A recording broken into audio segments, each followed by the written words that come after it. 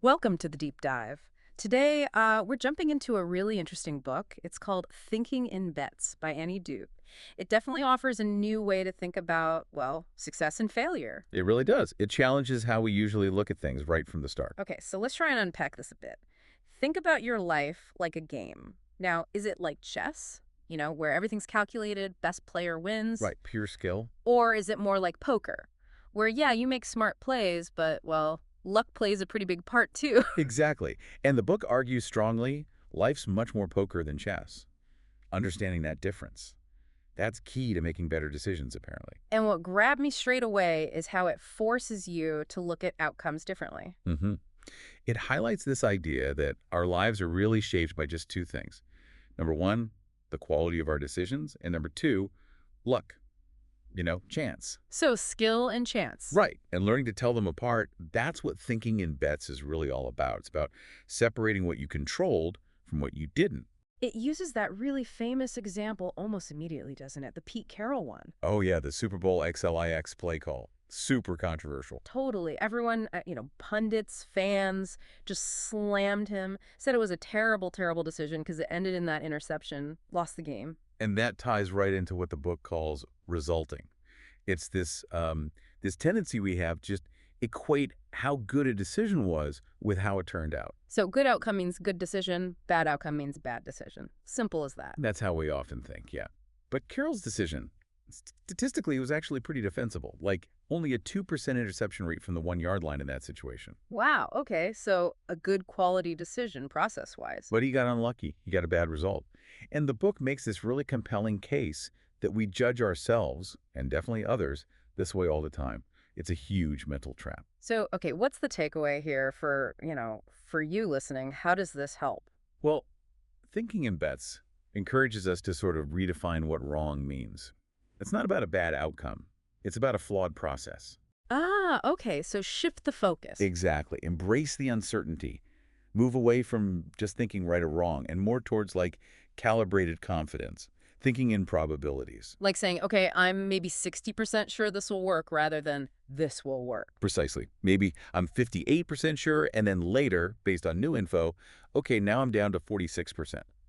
It also helps fight that tendency we have, Daniel Gilbert researched this, to just believe things first and ask questions later. Right, our brains kind of accept first, critique second, which makes it hard to change our minds. It does. So the practical side then becomes, how do we actually do this? How do we apply it? Yeah, what are the tools? The book gives some great ones, like mental time travel. Sounds a bit sci-fi, but it's basically about connecting with your future self. How does that work? It helps fight what they call temporal discounting, valuing the present way more than the future. Think like night Jerry versus morning Jerry. Huh. Okay, I know that battle. Right. Night Jerry wants to stay up. Morning Jerry desperately needs sleep. Mental time travel helps you make that future need feel more real now. Same applies to saving for retirement or, well, any long-term goal. That's actually a really useful way to think about it. What about making decisions with other people, in groups? Yeah, that's crucial too. The book pushes this idea of decision pods, basically small groups where you can be really open, share data, argue, dissent. It's all encouraged. So getting different perspectives, challenging each other constructively. Exactly. It's about fostering what she calls exploratory thought, genuinely trying to find the best answer rather than confirmatory thought, which is just looking for stuff that proves you right. It's about applying principles like Robert Merton's Pseudos norms to group thinking. Pseudos. Yeah, communalism, universalism, disinterestedness, organized skepticism.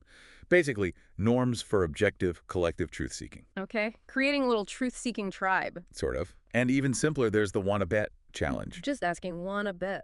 Yeah. It sounds simple, maybe even a bit flip, but making that implicit risk explicit forces objectivity. There's even research showing prediction markets where people bet money were significantly more accurate on scientific replications than experts just giving opinions. Wow. Putting some skin in the game sharpens the thinking. It really seems to. It nudges you towards better calibration. So I guess the big picture, the ultimate takeaway from thinking in bets, it's really about understanding that interplay, right? Between your decisions and just plain luck. Absolutely. And acknowledging our biases, actively seeking out different views, different processes, it's about constantly improving the process of how you decide. Not necessarily about always getting it right. No, because you can't always control the luck factor. It's about building better mental habits, practicing, doing what the book calls reconnaissance. Like mapping out the future. Kind of. Mapping out possibilities, different scenarios, like the Allies planning D-Day, considering all sorts of contingencies. Or, a more everyday example, a nonprofit budgeting by estimating grant probabilities instead of just hoping. So planning for uncertainty. Yes. Confronting it head on. That's what leads to better outcomes over the long run. Honestly, if you're looking for really practical, actionable ways to just make better decisions, work, life, anything this book feels like a must read, it's full of these surprising insights and strategies you can actually use. Agreed. It's very grounded. So thinking about all this, what really stands out to you from our dive today? How might you start, thinking in bets a bit more, focusing on the process? Definitely pick up thinking in bets if you want to explore these ideas more deeply.